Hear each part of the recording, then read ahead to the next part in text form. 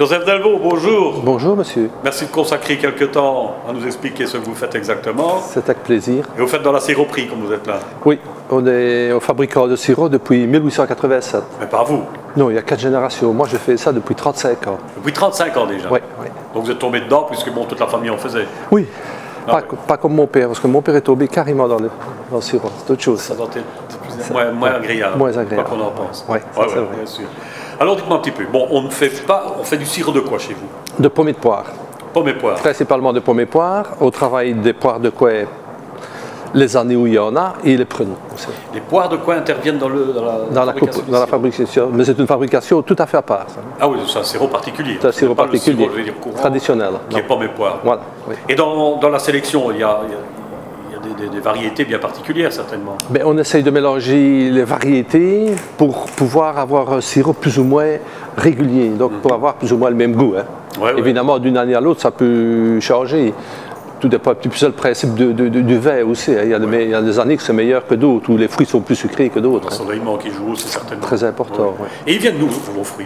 Tout vient de la région. La région, ça veut dire quelle région? La région de Hesbaye, principalement, mais on va jusque Namur, Bruxelles et tout ça. Oui, mais enfin, bon, principalement la Hesbaye. Principalement la Hesbaye, oui. Et vous avez toujours le même fournisseur ou bien vous avez... Ah non, nous avons 300. Non, on a à peu près 300 clients particuliers qui nous amènent des fruits.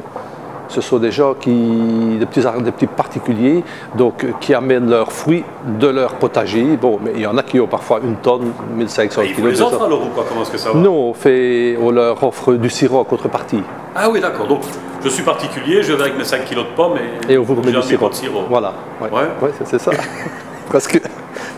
Il faut combien de kilos de fruits à peu près pour faire un kilo de sirop, je vais dire? Voilà, une cuve comme ceci, il faut compter qu'il y a 1000 kilos de fruits, 1000 kilos de pommes et de poires.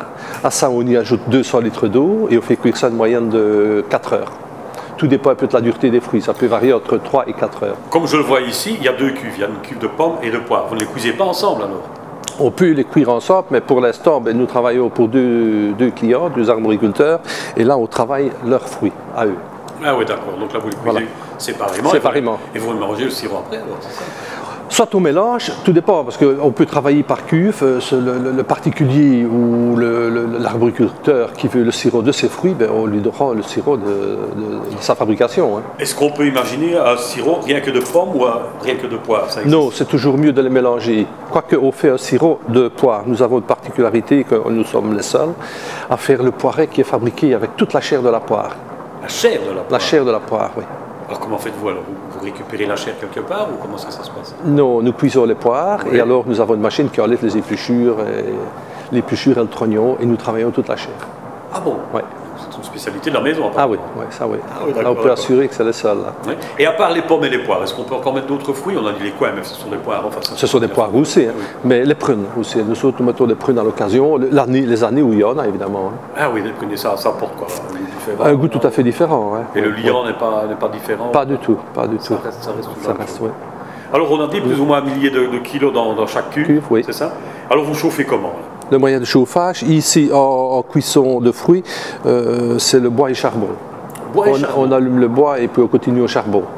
Et dans le raffinage, on a le charbon et le gaz. Ah oui, d'accord. Donc la cuisson, de façon à ce que le fruit devienne jus, oui. Ça dure combien de temps? Mais on a 4 heures de cuisson et puis on a 2 heures de pressage. Donc 4 heures de cuisson, puis vous pressez alors tout ce qui est cuit. Alors, tout ce qui est cuit, oui. On récolte ce jus et ce jus-là va être raffiné, va être filtré tout d'abord. Par décantation et par filtrage. Ensuite, il va revenir dans une raffineuse où là, tout va se faire par évaporation. Il est encore recuit? Il est encore recuit. Et à ce moment-là, du départ des 1000 kg, on obtient en moyenne 120-125 kg de produits finis. Tu as déjà pris? Oui, hein. Ouais. Je vais recommencer, tu feras un coup tard. Donc, on a parlé donc, de ces fruits qui cuisent ici. Une fois qu'ils sont cuits, qu'est-ce qu'on fait après les cuissons, ils vont dans le pressoir. Et là, nous allons récolter le jus que nous allons filtrer par filtrage et par décantation. Et à ce moment-là, il viendra dans une raffineuse où il va bouillir, où il va raffiner. Il va recuire encore. Il va recuire et hors de ce jus de pomme, on va obtenir le sirop qui, avec 1000 kg de fruits, on obtient une moyenne de 125 kg de sirop. enfin, je ne veux pas dire une perte, mais enfin bon... Ah oui, c'est une perte quand même. Tout se fait par évaporation, hein, de manière artisanale. Hein. Pas d'apport de sucre? On peut apporter du sucre en fin d'opération pour certains. Bon, on travaille du sans sucre et on travaille avec sucre, évidemment. Hein. Pourquoi? Parce que on bénéficie des hautes tiges qui ne sont pas traitées, mais qui sont plus sûrettes que les fruits traditionnels que l'on voit dans le commerce. Ah oui, d'accord. Oui. Et à ce moment-là, on est amené à apporter un petit peu de sucre en fin d'opération, mais qui ne recueille pas. Hein. C'est juste pour le laisser fondre. Ah, ouais. Donc une fois que bon, ça est récupéré, on a plus ou moins ces 150 litres, qu'est-ce qu'on fait après? Alors, comment ça continue? On les met pas. Quand le sirop est fini, on prend une pompe et on l'envoie dans un mélangeur. Et une fois qu'il aura atteint les 70 degrés, on fait la mise en boîte de l'autre côté, où on va vous montrer évidemment. Hein. Donc il est chaud quand on le met en boîte? Il est chaud, oui. Il doit toujours être coulant, sinon s'il est froid, ben, il durcit à ce moment-là. Ça durcit assez fort quand même. Ça durcit, hein, oui. Sur quelques heures, il durcit à ce moment-là. Hein. Oui. Et alors, il y a une chose, dans le pressoir, alors ce sont des pulpes ou les drèches, mais ça sert à nourrir du bétail. Donc rien n'est perdu là. Ah ben justement, je pensais aux déchets. On a dit tout à l'heure qu'on prenait la chair pour faire comment on appelait encore ça? Le poiré. Le poiré. Oui. Bon, mais le reste, alors les grandes quantités, ça s'en va alors pour le bétail. Pour le bétail. Ça s'achète, ça se vend, Ben, j'ai un ami, on lui donne. On lui donne. On lui donne, oui. Ah oui, d'accord. Oui. C'est un échange comme ça, peut-être que vous avez les fruits d'un côté. Oui, voilà. Oui. Bon, on peut regarder la suite si vous voulez bien. Oui. Vous faites quoi là, monsieur? Ben, on regarde la viscosité du sirop. Vous connaissez comment? Ah non. C'est encore du jus là. Hein. Oui, c'est encore toujours. Il noircit évidemment. Hein. Ouais. Donc on a dit plus ou moins 4 heures de cuisson pour les fruits. Oui, et 8 heures de raffinage. Bon, je vois les cuves ici, monsieur Delvaux. Elles sont toutes en cuivre ou bien est-ce qu'il y a des autres? Non, en cuve de cuisson, elles sont toujours en cuivre. Pourquoi? Parce que c'est le meilleur conducteur de chaleur. Ou sinon, toutes les autres sont en inoxydable, telles que les réservoirs, les pompes, les conduites. Monsieur Delvaux, dans une cuve comme ceci, il y a combien de kilos de fruits à peu près? Il y a 1000 kilos de fruits.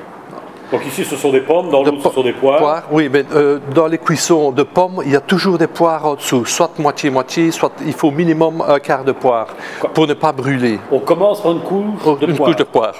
La poire étant plus sucrée, elle a tendance à coller beaucoup moins que la pomme étant plus acide. Ah oui, d'accord. Et à ça, vous ajoutez, c'est tout quoi, pomme, poire et puis pomme, poire, et aussi on peut ajouter des prunes à l'occasion, évidemment. Oui. Et vous mettez de l'eau alors, comment est-ce que ça va? On y ajoute 200 litres d'eau. Le principe d'une compote, hein, pour ne pas brûler une compote, il faut toujours mettre un fond d'eau. Hein. Tout à fait. Et ici, on met 200 litres pour une proportion de 1000 litres, de 1000 kilos. Ah ouais. Attends, je vais faire autrement.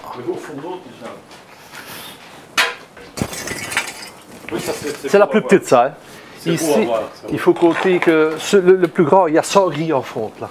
Combien? 100 grilles? 100 grilles. Ici, on en a à peu près 80. Il y a une saison certainement. La saison, oui, nous démarrons au mois de septembre, c'est jusqu'au mois de janvier. Quand même jusqu'au mois de janvier? Jusqu'à début janvier et mi-janvier, généralement. Il y a toujours des fruits qui rentrent ou bien qu'il faut toujours mettre en... Oui. À ce moment-là, après la saison, nous travaillons pour des arboriculteurs. Ah d'accord. On travaille d'abord pour tous les particuliers, ensuite pour les arboriculteurs, soit en lutte intégrée ou soit en bio. Ouais. Parce qu'on fait du sirop bio aussi. Monsieur Delvaux, on vient de voir ici charbon migrant, on va dire, hein, c'est oui, ça. Et alors, de l'autre côté, vous chauffez, vous cuisez au gaz? Au gaz, au raffiné au gaz. À ce vous raffinez, c'est pour la raffinerie, ça, pour les cuves qui raffinent. Je préférerais raffiner tout au gaz pour une question de facilité, mais alors, question coût, il faut compter que ici, on consomme à peu près 10 tonnes de charbon sur un mois et demi, et au gaz, il me faut 1000 litres de gaz par semaine. Ça serait plus onéreux, naturellement, de le faire au gaz. Oui. Mais enfin, il y a le travail. On épargne de la main-d'œuvre, hein, évidemment. D'accord. Mais enfin, le travail de charger, ça, c'est encore agréable. Hein. Oui, ça va. Autant te dire ça. Hein. Ce sont les fourneaux, je vais dire, d'origine encore. C'est les fourneaux d'origine. Ceux-ci, c'est l'origine. Les deux qui sont là. Oui. Ceux-là ont été reconstruits dans les années 60. Ah d'accord. 60 et 90 pour le gaz. Mais ces deux-là sont toujours d'origine. Oui. Ça, c'est depuis le départ des arrière-grands-parents. De la maison. Arrière, oui. 1887. 87. Oui. Bon, l'écran tout à l'heure. Il faut nettoyer les cuves régulièrement, les cuves en cuivre du moins. Oui, il faut les nettoyer tous les jours. Hein. Tous les jours. Oui. Après chaque cuisson, il faut les nettoyer. Oui. Et ça demande un entretien particulier et beaucoup de temps. Vous m'aviez dit que vous faites ça avec un petit tampon, genre Tamprogex maintenant. Genre Tamprogex, oui, avec du jus de pomme. Jus de pomme, pourquoi? Par son acidité. Pas même plus acide et peut décaper plus facilement. Il décape plus facilement. Et les février, c'est surtout ça. Monsieur Dallo, oui. On se trouve où maintenant ici? Ici, à l'empotage. À l'empotage? Oui. Ah ouais, donc ça veut dire qu'on va mettre le sirop dans les pots. Qu'on va mettre le sirop dans les pots, oui. On va vous laisser faire dans le calme et vous nous faites un peu le commentaire, vous expliquez comment ça fonctionne. Oui, ben nous remplissons ce cône qui est de 80 kg. Et alors à ce moment-là, on travaille avec une empoteuse semi-automatique, ce qui veut dire qu'on doit présenter le pot et les 450 grammes, donc ce sont des pots de 450 grammes, il remplit le pot et on doit le remettre dans le casier. Ah oui. Voilà, donc voilà. Dites, le sirop, ça se conserve longtemps quand il est une fois en pot comme ça? On est obligé de mettre une date de péremption, mais pour moi ce n'est pas nécessaire parce que je vois cette année, il y a 35 ans que je fabrique et j'ai mangé du sirop de quand j'ai commencé la première année, donc, qui a 35 ans. Donc, ah oui. Il n'y a aucun problème. Il n'y a pas d'altération, rien du tout? Non, il aurait tendance peut-être un peu à durcir, tout dépend un petit peu la pectine qu'il y a dans le fruit parce que c'est ce qui fait figer le sirop, c'est le pépette de la pomme, évidemment. Ouais. Et à ce moment-là, il n'y a aucun problème de conservation. Le problème de conservation est dû à son raffinage et à un pourcentage de matière sèche qui est très élevé. On est à 76% en moyenne de matière sèche. Donc il n'y a aucun danger de moisissure et tout ça. Et le goût resterait le même aussi. Oui, il change toujours un petit peu, il varie un petit peu évidemment avec les années, hein. Mais il n'y a aucun danger. Voilà, quelque chose d'intéressant. Ici, nous fabriquons un sirop sans sucre. Nous avons un sirop mi-doux qui est fabriqué avec toujours la même proportion de pommes et de poire et on y ajoute une moyenne de 15% de sucre ajouté. On a un sirop spécial doux qui est fabriqué avec 75-80% de poire et 20% de pommes et en moyenne 20%, entre 20 et 25% de sucre ajouté. Ensuite, nous avons le sirop de poire de coing qui est fabriqué rien qu'avec les poires de coing et de sucre. La spécialité de Poiré, évidemment, Poiré d'Alvaux, que nous avons parlé tout à l'heure, qui est fabriqué avec rien que des poires à ce moment-là, avec toute la chair de la poire. Et un sirop de pomme, poire et prune, qui est fait à l'occasion suivant les années, évidemment.